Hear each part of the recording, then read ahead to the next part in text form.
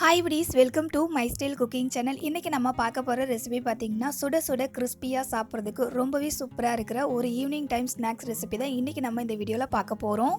2-3 நாளாகவே கிளைமேட் வந்துட்டு கொஞ்சம் சில்லுன்னு இருக்குது. ஸோ இந்த மாதிரி டைமில் வந்துட்டு நம்ம இந்த மாதிரி கிறிஸ்பியாக குட்டி போண்டா செஞ்சு சாப்பிட்டோம் அப்படின்னா ரொம்பவே சூப்பராக இருக்கும்ல. buddies, வீடியோக்குள்ளே போகிறதுக்கு முன்னாடி நீங்கள் இன்னும் மை ஸ்டைல் குக்கிங் சேனலை சப்ஸ்கிரைப் பண்ணலை அப்படின்னா ப்ளீஸ் buddies இந்த வீடியோ கீழே இருக்கிற ரெட் கலர் பட்டனை கிளிக் பண்ணி சப்ஸ்கிரைப் பண்ணிக்கோங்க. கூடவே பக்கத்தில் இருக்க பெல் ஐக்கானையும் கிளிக் பண்ணிவிட்டு ஆல் அப்படின்ற ஆப்ஷனையும் செலக்ட் பண்ணி வச்சுக்கோங்க. இப்போ அங்கே buddies வீடியோக்குள்ளே போகலாம். ஃபர்ஸ்ட் ஒரு பவுலில் 1.5 கப் அளவுக்கு இட்லி மாவு எடுத்துக்கோங்க. மாவு வந்துட்டு புளிக்காத மாவாக எடுத்துக்கோங்க. இந்த மாவோடைய அளவு பார்த்தீங்கன்னா 300 ml அளவுக்கு இருக்கும். இந்த மாவு கூட ஒரு 1/2 கப் அளவுக்கு நம்ம மைதா மாவு சேர்த்துக்கலாம். மைதா மாவுக்கு பதில் நீங்கள் கோதுமை மாவு கூட சேர்த்துக்கலாம். நாம் எடுத்துக்கிற இட்லி மாவோடைய திக்னஸை பொறுத்து மைதா மாவு வந்துட்டு கம்மி பண்ணியோ இல்லை அதிகமாகவோ நம்ம எடுத்துக்கலாம். அடுத்தது இதில் ஒரு மீடியம் சைஸ் வெங்காயத்தை நல்லா பொடி பொடியாக கட் பண்ணி இது கூட சேர்த்துக்கலாம். 1 இன்ச் அளவுக்கு இஞ்சை நல்லா பொடிசாக கட் பண்ணிக்கோங்க. அதே போல் 2 பெரிய சைஸ் பச்சை மிளகாவையும் சின்ன சின்னதாக கட் பண்ணிவிட்டு இதையும் மாவு கூட சேர்த்துக்கோங்க. பச்சை மிளகாய் வந்துட்டு உங்கள் காரத்துக்கு தகுந்த போல் சேர்த்துக்கோங்க.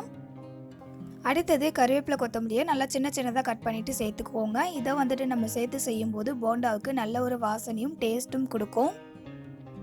அடுத்தது இந்த மாவுக்கு தேவையான அளவுக்கு உப்பு சேர்த்துக்கலாம். ஏற்கனவே இட்லி மாவில் உப்பு இருக்கும், அதனால் நம்ம சேர்த்துருக்க அந்த மைதா மாவுக்கு மட்டும் உப்பு வந்து சேர்த்துக்கலாம்.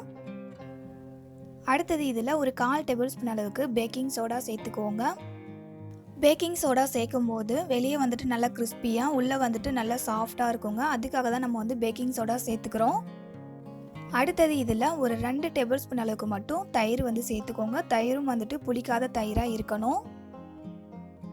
அடுத்தது 1/4 டேபிள் ஸ்பூன் அளவுக்கு ஜீரகம் சேர்த்துக்கோங்க. எல்லாத்தையுமே சேர்த்ததுக்கு அப்புறமா நம்ம லாஸ்ட்டாக இதில் ஒரு பிஞ்ச் அளவுக்கு மஞ்சத்தூள் சேர்த்துக்கிட்டு இதை நல்லா நம்ம கையை வச்சு மிக்ஸ் பண்ணி விட்டுக்கலாம். இட்லி மாவு கூட சேர்த்துருக்க எந்த ஒரு இன்கிரியன்ட்டையுமே ஸ்கிப் பண்ணாமல் எல்லாத்தையுமே சேர்த்துக்கோங்க. இப்போ மாவை வந்துட்டு நம்ம நல்லா கையை வச்சு பிசைஞ்சு விட்டுக்கலாம். மாவை நல்லா மிக்ஸ் பண்ணி விட்டதுக்கு அப்புறமா மாவு வந்துட்டு இந்த மாதிரி அடித்து மிக்ஸ் பண்ணி விட்டுக்கோங்க. போண்டா செய்கிறதுக்கு மாவு வந்து ரெடி ஆகிடுச்சு. இப்போ இந்த மாவோடைய கன்சிஸ்டன்சி எப்படி இருக்கணும் அப்படின்றத நான் உங்களுக்கு காமிக்கிறேன் பாருங்கள். ஃபஸ்ட்டு ஒரு பவுலில் தண்ணி எடுத்துக்கோங்க. அதில் கையை நனைச்சிட்டு இந்த மாதிரி ஓரத்தில் மாவு எடுத்து இந்த மாதிரி விட்டோம் அப்படின்னா போண்டா ஷேப்க்கு அழகாக கையிலேருந்து விழணும். இந்த கன்சிஸ்டன்சிக்கு மாவு இருந்துச்சு அப்படின்னா எண்ணெயும் ரொம்ப குடிக்காமல் உள்ளேயும் சாஃப்டாக வெளியும் நல்லா கிறிஸ்பியாக வரும். இதுதாங்க போண்டா மாவுக்கு கரெக்டான கன்சிஸ்டன்சி. இது அப்படியே இருக்கட்டும். அடுத்து ஸ்டவ்வை ஆன் பண்ணிவிட்டு ஒரு கடாயில் எண்ணெய் சேர்த்துக்கிட்டு எண்ணெயை சூடு பண்ணிக்கோங்க. எண்ணெய் வந்து சூடாயிடுச்சான்னு பார்க்குறதுக்காக கொஞ்சமாக போண்டா மாவு எடுத்து எண்ணெயில் போட்டு பார்க்கலாம். மாவை எண்ணெயில் போட்டதுமே வந்து மேலே எழும்பி வருதில்ல. இப்போ எண்ணெய் நல்லாவே சூடாக இருக்குங்க. இப்போ வந்துட்டு நம்ம கொஞ்சம் கொஞ்சமாக மாவு எடுத்து சின்ன சின்னதாக வந்துட்டு போண்டா ஷேப்பில் போட்டுக்கலாம். எண்ணெய் நல்லா சூடானதுக்கு அப்புறமா ஸ்டவ்வை வந்துட்டு ஸ்லோ ஃப்ளேமில் வச்சுக்கோங்க. அப்போ தான் வந்துட்டு நம்ம எல்லா போண்டாவுமே வந்துட்டு ஒரே கலரில் பொரிச்சு எடுக்க முடியும். இதே மாதிரி போண்டா மாவை நம்ம எண்ணெயில் வந்துட்டு சின்ன சின்ன ஷேப்பில் விட்டுடலாம். இந்த மாதிரி எல்லா மாவுமே குட்டி குட்டி போண்டாவை எண்ணெயில் விட்டதுக்கு அப்புறமா இந்த மாதிரி ஒரு கரண்டியை வச்சு ரொட்டேட் பண்ணிகிட்டே இருங்க. அப்போ தான் எல்லா போண்டாவுமே வந்துட்டு ஒரே கலரில் நம்ம பொரிச்சு எடுக்க முடியும். போண்டாவை எண்ணெயில் போட்டு பொரிச்சு எடுக்கிற வரைக்கும் ஸ்டவ்வை வந்துட்டு மீடியம் ஃப்ளேமில் வச்சுக்கோங்க. அப்போ தான் உள்ள வரைக்கும் போண்டா நல்லா சாஃப்டாக வெந்து வரும். பாருங்கள், போண்டாவுடைய கலர் வந்துட்டு நல்ல ஒரு கோல்டன் ப்ரௌன் கலருக்கு சேஞ்ச் ஆகி வந்துடுச்சு. இது உள்ளேயுமே வந்துட்டு நல்லா வெந்து வந்திருக்கும். நம்மளுடைய குட்டி குட்டி போண்டாக்கள் சூப்பராக ரெடி ஆகிடுச்சு.